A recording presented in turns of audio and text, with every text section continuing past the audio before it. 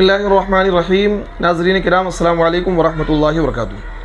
ठीक है, आज की इस वीडियो में हम बात करेंगे, मुफ्ती तारिक मसूद साहब एक मशहूर आलिम दीन हैं और माशाल्लाह पूरी दुनिया के अंदर उनके फॉलोवर्स हैं।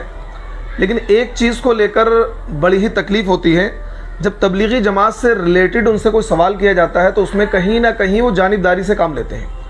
अब इसमें दो वजह हैं, या तो बहुत ज़्यादा तबलीग की मोहब्बत उनके दिल में बैठी हुई है, या फिर ऐसा है वो हकीकत हाल से नावाकिफ़ हैं। ऐसा भी इम्कान है क्योंकि हम तो छोटे हैं तो उनसे यही उम्मीद रखते हैं कि हो सकता है वो हकीकत हाल से नावाकिफ़ हैं। ग्राउंड रियलिटी क्या है उनको शायद इस बात का इल्म नहीं है। अभी एक वीडियो हज़रत की नज़र से गुजरी, आप उसको देखिए। उसमें ये कहते हैं कि तबलीगी जमात में जाना फ़र्ज़ है उस बंदे के लिए कि जिस बंदे को ये लगता है कि मेरी इस्लाह तबलीग में जाकर ही होगी, तो उसके लिए फ़र्ज़ है। क्या तबलीगी जमात में जाना ज़रूरी है? मैं तबलीगी जमात में जाना चाहता हूँ, क्या जमात में जाना कुरान और हदीस की रूह से ज़रूरी है या नहीं? अब्दुल्ला साहब इंडिया से। देखें, अपनी इस्लाह करना कुरान और हदीस की रूह से ज़रूरी है। कोई बाकायदा कुरान और हदीस में तबलीगी जमात में जाने का हुक्म दिया ऐसा नहीं है, लेकिन अपनी इस्लाह करना ज़रूरी है। तो तबलीगी जमात में हमने देखा है कि बहुत ज़्यादा लोगों की इस्लाह होती है, बहुत ज़्यादा फ़ायदा होता है। तो जिसकी इस्लाह इस पर मौकूफ़ है, जिसको पता है कि मैं तबलीग में जाऊँगा तो मेरी इस्लाह होगी, तो उसके लिए तबलीग में जाना फ़र्ज़ है। इसलिए फ़र्ज़ है कि उसको पता है कि मेरी इस्लाह इसके बगैर मुमकिन नहीं है। वजह उसकी है कि तबलीगी जमात में एक माहौल दिया जाता है, और माहौल का यानी अपनी इस्लाह के लिए माहौल को चेंज करना ये कुरान और हदीस से साबित है। रसूलुल्लाह सल्लल्लाहु अलैहि वसल्लम ने पिछली उम्मत में एक मिसाल दी है कि एक शख्स ने 99 इंसानों का कत्ल किया, बल्कि 100 इंसानों का कत्ल किया। तो आलिम से पूछा, अल्लाह मेरी तौबा कबूल कर सकता है? उन्होंने कहा हाँ, लेकिन यहाँ ना रहो, बल्कि फ़ला बस इंतलिक इला अर्दिन कज़ा व कज़ा फ़इन्ना बिहा उनासन यअबुदून अल्लाह फ़अबुदिल्लाह मअहुम। फ़लाँ लोगों के पास जाके रहो, वो नेक लोग हैं। तो अब यहाँ सवाल ये पैदा होता है कि मुफ्ती साहब ने उस बंदे के लिए पर्टिकुलर एक रूल यूँ कह लीजिए ईजाद कर दिया कि अगर उस बंदे को ये लग रहा है कि मेरी इस्लाह तबलीगी जमात में जाकर ही होगी तो फ़र्ज़ है। तो भाई शरीयत जो है सबके लिए यकसां होती है, अलग अलग नहीं होती। पहली बात तो ये है। दूसरी बात ये है कि दारुल उलूम देवबंद का फतवा इस सिलसिले में ये है कि तबलीगी जमात में जाना न तो फ़र्ज़ है, न वाजिब है, न सुन्नत है, न मुस्तहब है, ओनली जायज़ है, मुबाह है, इजाज़त है। अगर कोई बंदा जाता है तो ठीक है, अगर कोई बंदा नहीं जाता है तो ठीक है। लेकिन मुफ्ती साहब का ये कहना कि अगर उस बंदे को ये लग रहा है कि मेरी इस्लाह तबलीगी जमात में ही जाकर होगी तो उस बंदे के लिए तबलीगी जमात में जाना फ़र्ज़ है।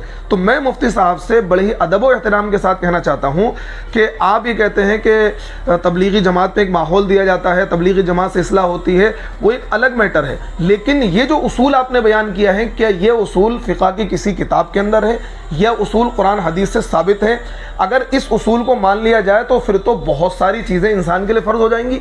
अगर आप पर्टिकुलर, क्योंकि शरीयत का हुक्म तो यकसा सबके लिए होता है ना भाई, अगर नमाज फ़र्ज़ है तो सबके लिए फ़र्ज़ है। लेकिन ये थोड़ी कि भाई अगर उसके लिए ऐसा मतलब ये मामला है कि उसकी इस्लाह होगी तो उसके लिए जमात में जाना फ़र्ज़ होगा। तो मुफ्ती साहब से मैं कहना चाहूँगा कि कहीं ना कहीं आप इस मामले में धोखे के शिकार हैं, ये कहीं ना कहीं आप जानिबदारी से काम ले रहे हैं। तो मैं बड़े अदब व एहतराम से आपसे कहना चाहूँगा, आपके मुल्क के बहुत सारे उलमा हैं जिन्होंने इस पर किताबें लिखी हैं, आप उसको पढ़िए। और हमारे मुल्क के एक बहुत जय्यद आलिम दीन हैं जिन्होंने बहुत ही एक इल्मी अंदाज में किताब लिखी है, अल कलामुल बलीग फ़ी अहकाम तबलीग। मैं बड़े ही अदब व एहतराम से कहना चाहूँगा कि आप इस किताब का मुताला करें और तबलीगी जमात की हकीकत आपके सामने खुल जाएगी। और फिर आप ये कहते हैं तबलीगी जमात से बहुत ज़्यादा फ़ायदा हुआ है उम्मत को, ठीक है, हो सकता है आपकी उम्र तकरीबन 50 साल है, मेरी उम्र 33 साल है, आपने अपने दौर में फ़ायदा देखा होगा, लेकिन मेरा ये 20 साल तजर्बा है, तबलीगी जमात से उम्मत को नुकसान हो रहा है। अब फ़ायदा हुआ होगा, मैं इस बात का इनकार नहीं कर रहा हूँ, जिस वक्त हुआ था उस वक्त मैं शायद मौजूद नहीं था, लेकिन अब पिछले 20 साल से जब से मैंने शऊर संभाला है और 14 साल से मैं मस्जिदों में इमामत कर रहा हूँ,